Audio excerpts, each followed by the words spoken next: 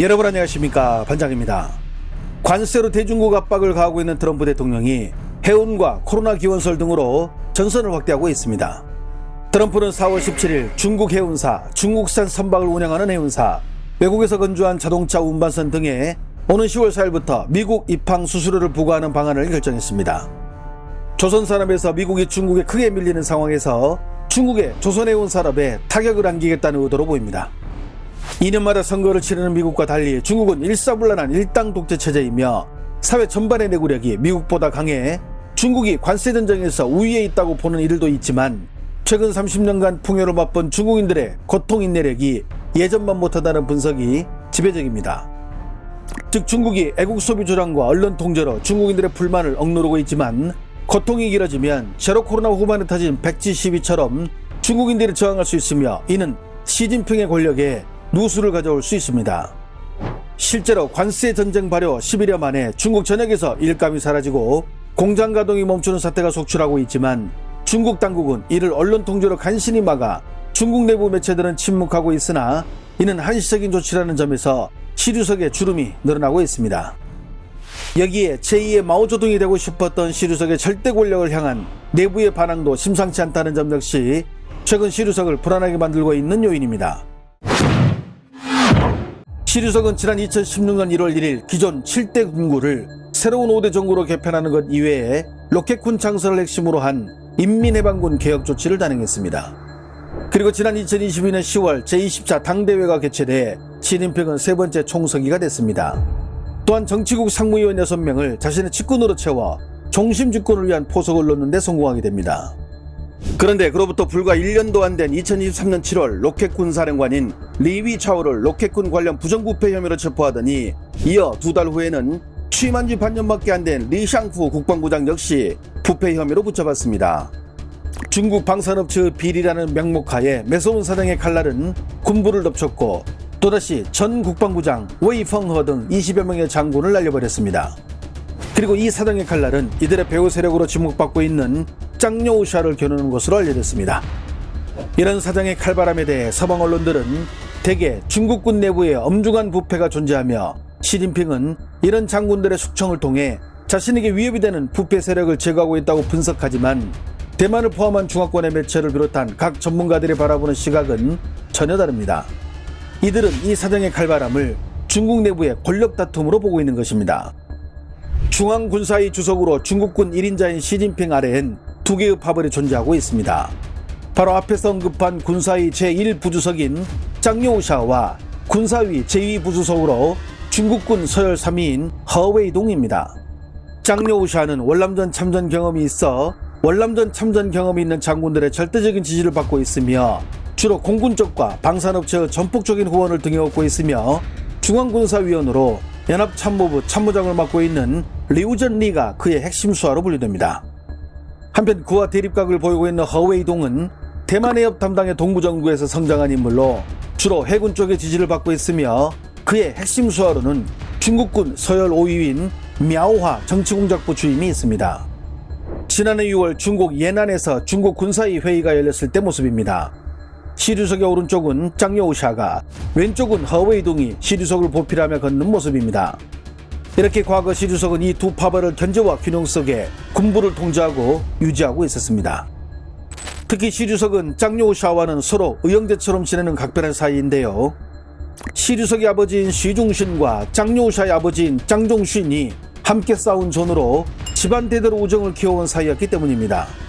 이런 연유로 짱요우샤는 시진핑 집권 초기 시진핑의 경호를 맡을 정도로 시류석의 절대적인 신임을 얻고 있었는데요.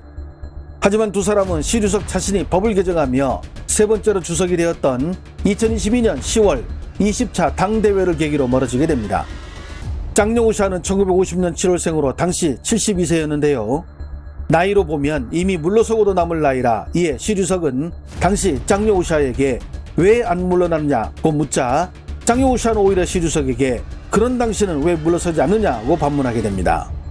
53년 6월생인 시류석의 당시 나이는 69세, 중국 당국의 암묵적 규칙인 7상8하, 즉 67세면 다른 자리를 맡아도 되지만 68세 이후가 되면 자리에서 물러나야 한다는 이 규칙을 시진핑이 어기고 헌법까지 수정해 3년임의 길을 걷자 짱여우샤 역시 대담하게 시진핑의 행보를 흉내내며 자리에서 물러서지 않고 버틴 것입니다. 이에 크게 화가 난 시주석은 겉으로는 로켓군과 중국군의 부정부패를 이유로 짱여우샤를 제거하려 했으나 최근 짱여우샤를 견제하던 군사위 제2 부주석인 중국군 서열 3위인 허웨이둥이 실종된 것입니다.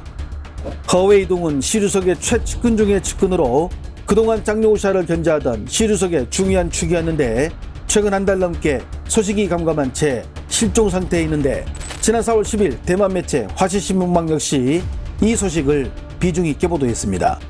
中国国家领导人习近平拿着铲子现身，身边跟着许多高官。中国央视报道，在北京郊区每年春天例行的植树活动，这项持续40多年来的传统，却缺少了一个人。 One of China's most powerful military men is missing. General He Weidong, seen here taking part last year, but not this year. The general seems to be missing in action. 中国央视报道中完全没有提到中国中央军委副主席何卫东，就连8到9日在北京举行的中央周边工作会议，他也持续缺席。最后一次现身是在3月11日的全国人大。 General He is not just any officer. He's one of 2 vice chairmen of the Central Military Commission, the PLA's top authority, led by Xi himself. 허웨이둥의 실종 소식을 제일 먼저 전한 건 지난달 13일 미국에 체류 중인 전직 중국 언론인 짜오 란지엔입니다. 그는 소셜미디어 X에 허웨이둥이 지난달 11일 양회 폐막 직후 체포됐다고 폭로했습니다. 처음에는 이 소식에 대해 사람들이 반신반의했지만 지난달 25일 워싱턴 타임스에 이어 4월 2일에는 블룸버그, 10일에는 영국 파이낸셜 타임스가 잇따라 허웨이둥의 신변 이상설을 보도하며 점점 사실로 굳어지는 모양새입니다. 그렇다면 시진핑의 최측근 중의 측근인 허웨이둥을 제거한 이는 누구일까요? 중국 군부의 비리를 빌미로 자신을 제거하려 했던 시진핑에게 작년 여름까지 두들겨 맞던 짱여우샤는 지난해 8월 방중한 미 국가안보보좌관 설리번을 단독으로 만나고 10월에는 베트남을 방문하는 등 건재를 과시하기 시작합니다.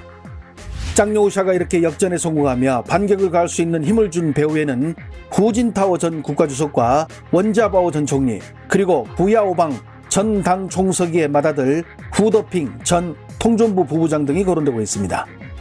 이들은 모두 시진핑에 의해 직간접적으로 권력을 내려놓았다는 공통점을 갖고 있으니 짱여우샤를 도와줄 명분은 충분하겠죠. 결국 이렇게 힘을 얻은 짱여우샤가 시진핑의 오른팔인 허웨이둥을 제거한 것으로 중화권 매체들은 보고 있습니다. 하지만 여기서 더 중요한 건 누가 실제 병력을 장악하고 있느냐 하는 점입니다.